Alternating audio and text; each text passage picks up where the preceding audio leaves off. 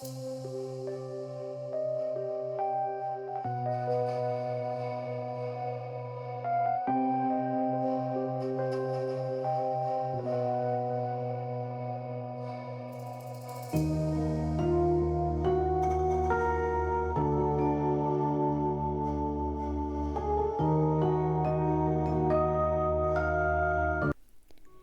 should have known something was off when the dining room table was listed for $20.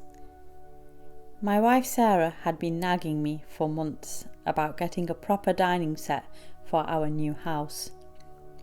We can't keep eating off TV trays like college kids, she'd say, scrolling through Facebook Marketplace every evening.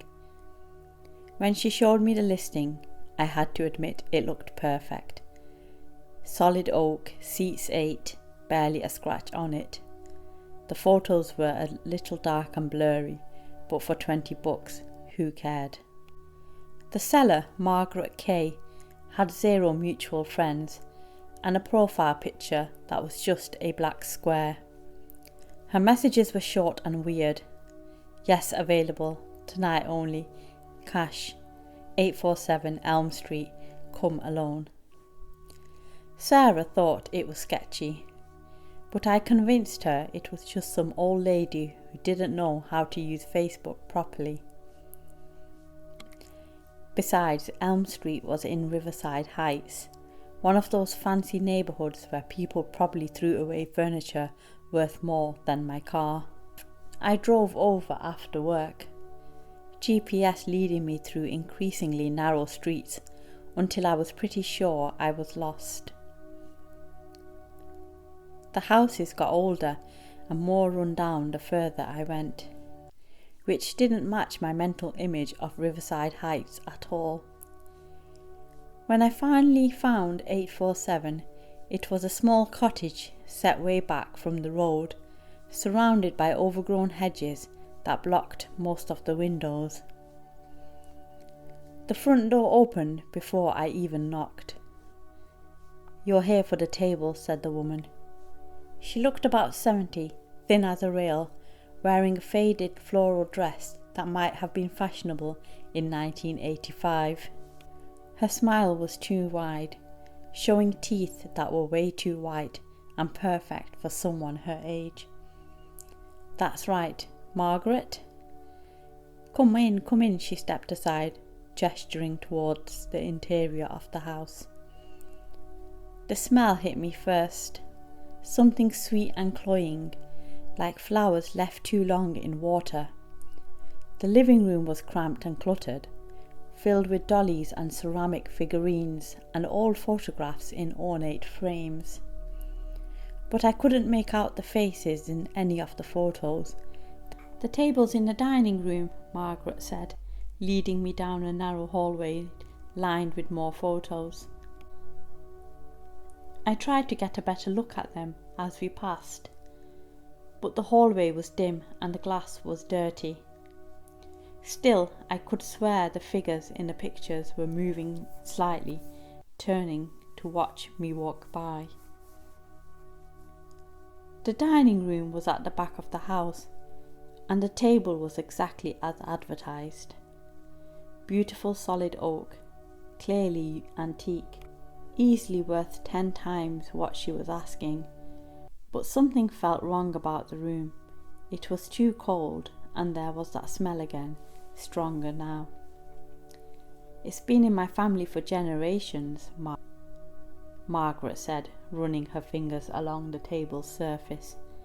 "Seen a lot of dinners, a lot of gatherings." I pulled out my wallet. "Looks great. 20, right?" Her smile got even wider. "Oh, there's just one small thing, a family tradition. Anyone who buys something from us has to stay for dinner first, just a quick bite."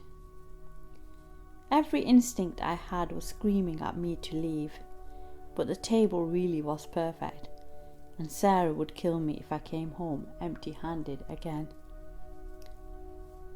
"I appreciate the offer, but I really should get going." "I insist." Her grip on my arm was surprisingly strong, It's already prepared. That's when I noticed the table was set for two. The plates looked antique too, with a pattern of tiny roses around the rim, but the roses seemed to be moving, crawling around the edges like insects. I'm really not hungry, I said, trying to back towards the hallway. Everyone's hungry, Margaret said. Deep down, we're all just hungry. She was still smiling, but her eyes had gone completely black. Not just the pupils, the entire eye, like looking into empty sockets. And now I could see what was causing that smell. There were other plates on the table, hidden behind a centerpiece I hadn't noticed before. Plates with half-eaten food that looked like it had been sitting there for weeks or months.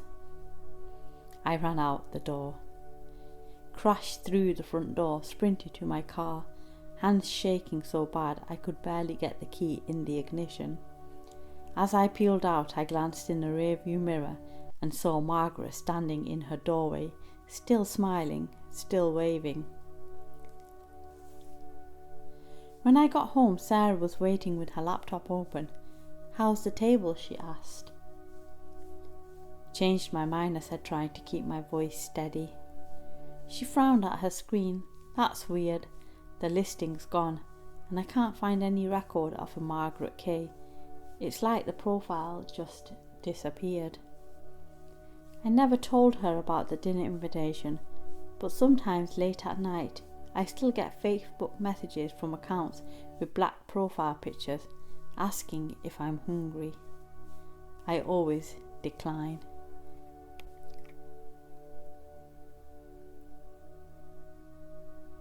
The rocking chair was carved from what looked like bone. I'd been flipping furniture on Facebook Marketplace for extra cash. Buy low from desperate sellers, clean it up, resell for profit. Usually worked great. But when I saw the listing at 3 a.m, something felt different. Antique rocking chair, very old, needs new home urgently. Free to good home, must pick up tonight, no questions asked. The photos were taken in complete darkness, except for a single harsh flash that made the chair look like it was floating in a black void. But even in that terrible lighting, I could see the craftsmanship was incredible. Intricate carvings covered every surface, faces, hands, what might have been words in a language I didn't recognize. The seller was collector 1891, with no profile picture and no other information. When I messaged asking about pickup, the response came immediately. Midnight, 1247 Sycamore, back door, bring nothing, tell no one. I should have listened to that last part. I told my roommate Jake where I was going, even showed him the listing. He laughed at the dramatic messaging, but agreed the chair looked valuable. Probably some rich old guy who got into occult collecting and now his kids want it gone, he said. Score. Sycamore Street was in the industrial district, mostly warehouses and abandoned lots. 1247 turned out to be a 3-story brick building with no signs, all the windows painted black. The back door was metal, unmarked, with a single bare bulb hanging above it. I knocked. Nothing. Tried the handle. Unlocked. The door opened onto a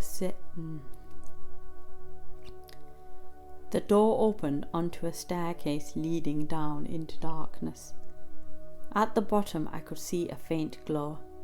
Against every horror movie instinct I'd ever developed, I went down.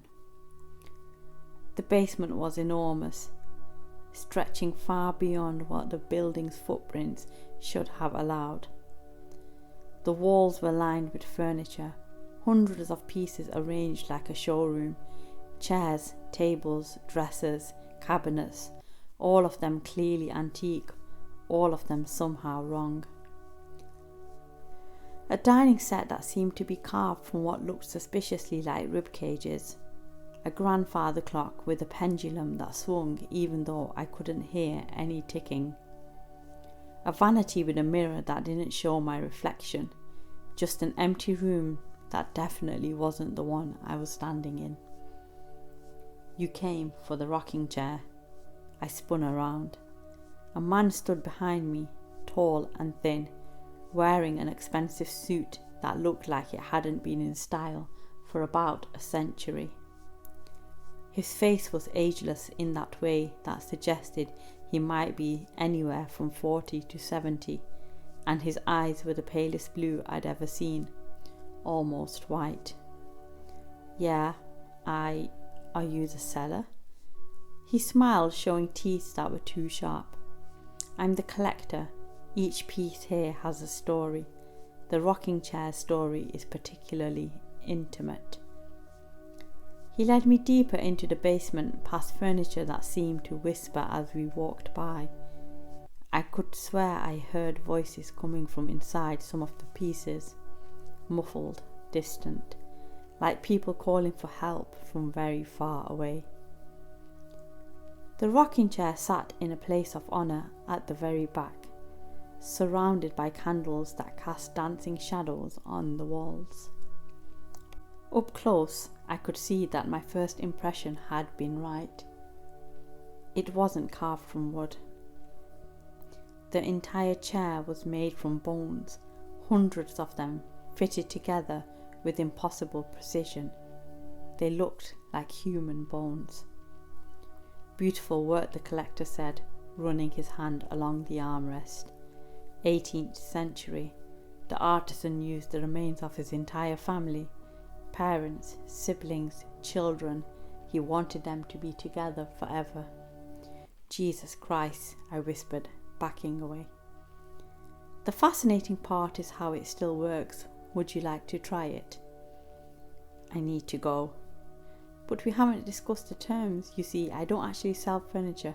I trade it. Trade it for what? I asked. His smile got wider. The chair needs a new occupant. Someone to sit and rock and tell stories to the other pieces.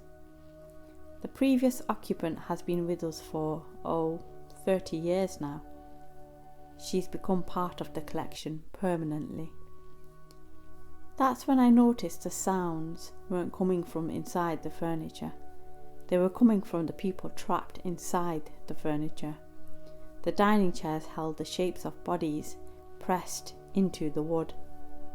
The grandfather clock had a face behind the glass, an actual human face, mouth open in a silent scream. I ran for the stairs, but they weren't there anymore, just a blank wall. The beautiful thing about collecting, the collector said, walking slowly towards me, is that every piece tells a story, and your story is just beginning. The rocking chair began to move on its own, back and forth, back and forth. I could hear someone whimpering from inside it, a voice I recognized. Jake's voice. He came looking for you about an hour ago, the collector explained. Very concerned, very available. I tried to scream, but no sound came out. The furniture around us began to shift and move, forming a circle. All of them were occupied now. All of them had faces pressed against the surfaces from the inside, watching me with desperate eyes. Now then, the collector said, producing a contract from his jacket. Let's discuss which piece you'd like to become. The last thing I remember is the sound of the rocking chair moving back and forth, with Jake's muffled voice calling my name from somewhere deep inside the bone. If you see furniture listed by collector 1891, don't respond. Don't even look at the photos. Some collections never stop growing.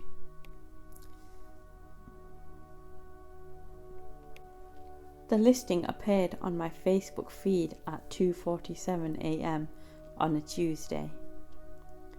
Beautiful sectional couch, like new. Free to whoever can pick up today. Must be gone before 6 p.m. Serious inquiries only. Cash for gas money appreciated, but not required. The photo showed a gorgeous cream-coloured sectional that had to be worth at least $2,000. Perfect condition. Still had the tags on some of the cushions. My girlfriend Emma and I had been sleeping on a futon in our studio apartment for 8 months, saving every penny for a decent couch. The seller was moving ASAP. Profile showed a middle-aged woman with greying hair and kind eyes. Linda. Her timeline was full of normal stuff. Family barbecues, vacation photos, shared memes about wine and cats. It looked legit. I messaged immediately. Her response came back within minutes, even though it was almost 3 a.m. So glad someone responded. I'm moving across country tomorrow and the moving truck is smaller than expected. The couch won't fit and I can't bear to see it go to waste. Can you pick up this afternoon? I'm at 2847 Maple Grove Drive. Emma was sceptical when I showed her the next morning. Nobody gives away a couch that nice for free, she said, scrolling through the photos. What's the catch? Maybe she's just rich and generous, I argued. Look at her profile, seems like a normal suburban mom. Or she's a serial killer who lures people with free furniture. We both laughed at that. I should have listened to her. I borrowed my buddy Marcus's pickup truck and drove out to Maple Grove Drive that afternoon. The address led me to a nice subdivision, 2-story colonials with manicured lawns and basketball hoops in the driveways. Number 2847 looked exactly like the others, white siding, black shutters, a welcome mat by the door. Linda answered before I could knock, like she'd been watching through the window. You must be David, come in, come in. The couch is in the living room. She looked exactly like her profile photos. Late 50s, shoulder-length grey hair, wearing jeans and a cardigan. Completely normal. The house smelled like vanilla candles and coffee. The living room was mostly empty, boxes stacked everywhere, but the sectional dominated the space. It was even more beautiful in person, soft leather that had barely been broken in. I hate to see it go, Linda said, running a hand along the back. My husband and I picked it out for our anniversary, but he passed away last year and I just can't take it with me. Too many memories. I'm sorry for your loss, I said, genuinely meaning it. We'll take good care of it. I know you will. You seem like a good young man. Can I get you something to drink? Coffee? Water? It's going to take a while to get this thing moved. I was thirsty from the drive, and she seemed so nice. Water would be great, thanks. She disappeared into the kitchen. I walked around the couch, checking for damage, trying to figure out the best way to get through the doorway. That's when I noticed the family photos on the mantel. Linda was in all of them, but she wasn't alone. There was a man who may have been her husband, tall, balding, kind smile. But in every photo there were other people too, young men mostly. College-aged guys standing next to Linda and her husband, all of them smiling at the camera. Different guys in each photo, but they all seemed familiar. My height, my build, my general age range. They all looked like me. Here's your water, Linda said behind me. I turned around and saw something in her expression had changed. Still smiling, but the smile didn't reach her eyes anymore. These are nice photos, I said, trying to keep my voice casual. Lots of young friends. Oh yes, she said, handing me the glass. We've always been good at making young men feel welcome. Drink up. The water tasted funny, bitter with a chemical aftertaste that made my tongue tingle. What did you put in this? I asked, but my words came out slurred. Just a little something to help you relax, Linda said, still smiling that horrible smile. Moving furniture is such hard work. The room started to spin. I dropped the glass and it shattered on a hardwood floor, but the sound seemed to come from very far away. My legs gave out and I collapsed onto the beautiful cream sectional. Don't worry, Linda said, her voice echoing strangely. You're going to love your new home. The basement is very comfortable. We've had lots of practice making it welcoming for young men like you. Through my fading vision, I saw her pull out her phone and dial a number. Honey, we got another one, she said into the phone. Yes, he's perfect. Same type as the others. Bring the van around back. I tried to scream, tried to move, but my body wouldn't respond. The last thing I heard before everything went black was Linda talking to someone else who had entered the room. This one will do nicely. Add his truck to the others in the garage. We'll post another listing tomorrow. Maybe a dining table room. Maybe a dining room table this time. Free furniture always gets the best responses. When I came to, I was in a windowless room with concrete walls. There were other people there, young men who looked just like me, all of us chained to the walls. Some looked like they'd been there for weeks, others much longer. Welcome to the collection, whispered the guy chained next to me. His eyes were hollow, hopeless. They're very good at this. No one ever comes looking once they have your truck, your phone, your whole digital footprint. On the wall across from us, scratched into the concrete, were dozens of names and dates.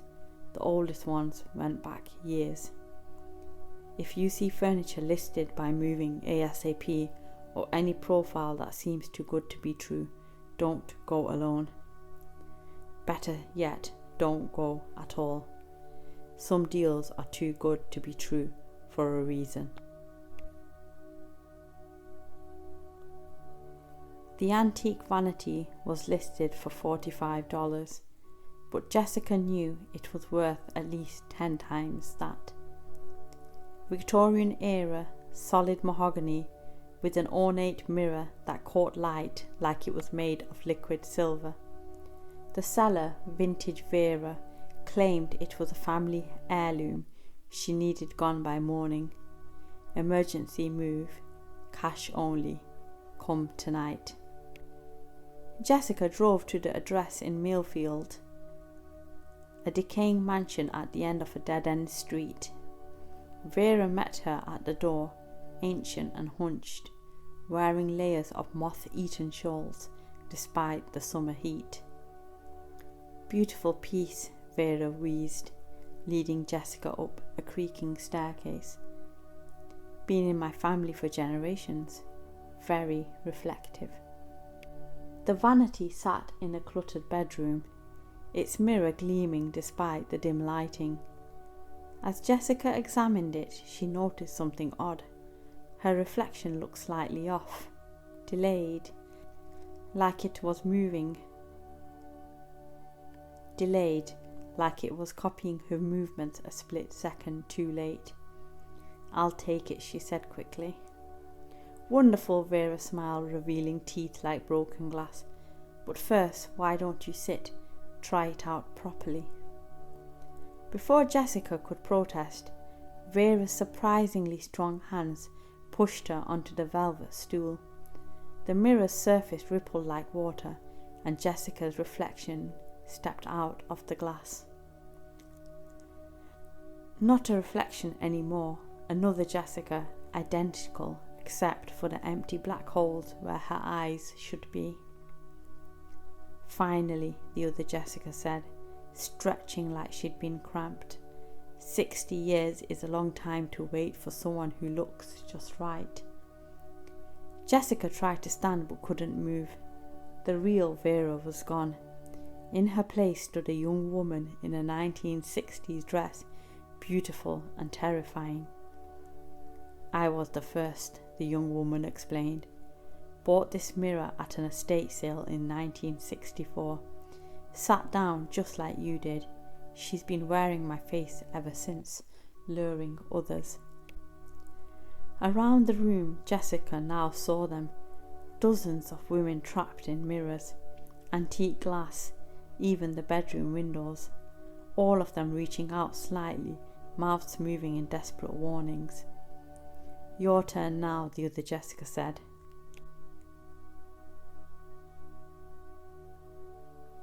I was selling my Fender Stratocaster on Facebook Marketplace. I needed rent money bad.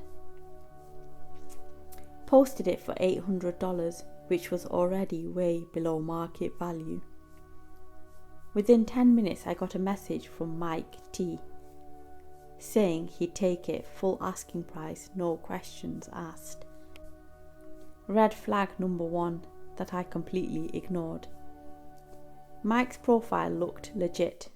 Middle-aged guy, family photos, normal posts about sports and work. He said he collected guitars and was so excited to find this exact model.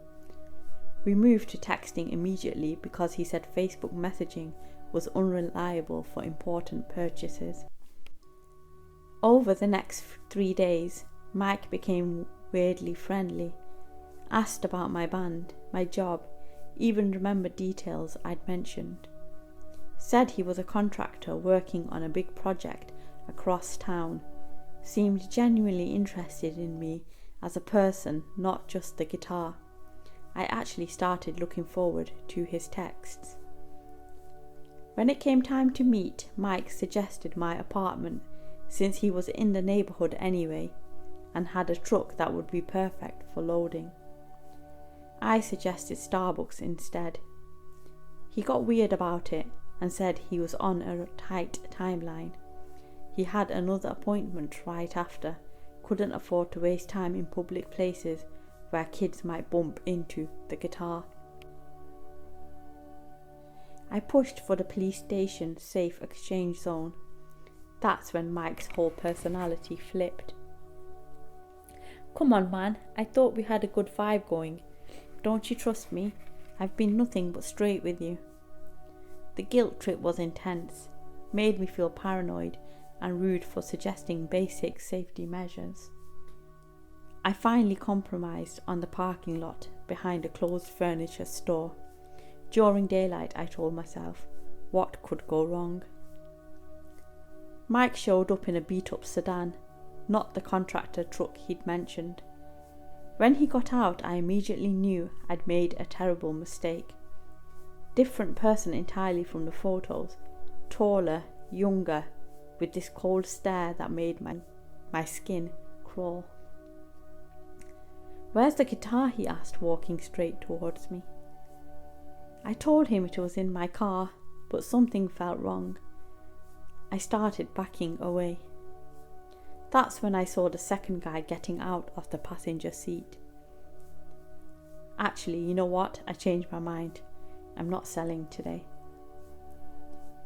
Mike's fake friendly mask dropped completely. Oh, you're selling it. We drove all the way out here. I ran, full sprint, back to my car, hands shaking so bad I could barely get the key in the ignition. They didn't chase me, probably figured it wasn't worth the risk in broad daylight. I later found out that Mike T was a completely stolen identity. The real Mike T lived in Florida and had no idea his photos were being used. Police said I was the 4th person to report this same scam in our area that month. The guitar's still in my closet. I can't bring myself to list it again. Trust your gut, people. No legitimate buyer pressures you about meeting locations.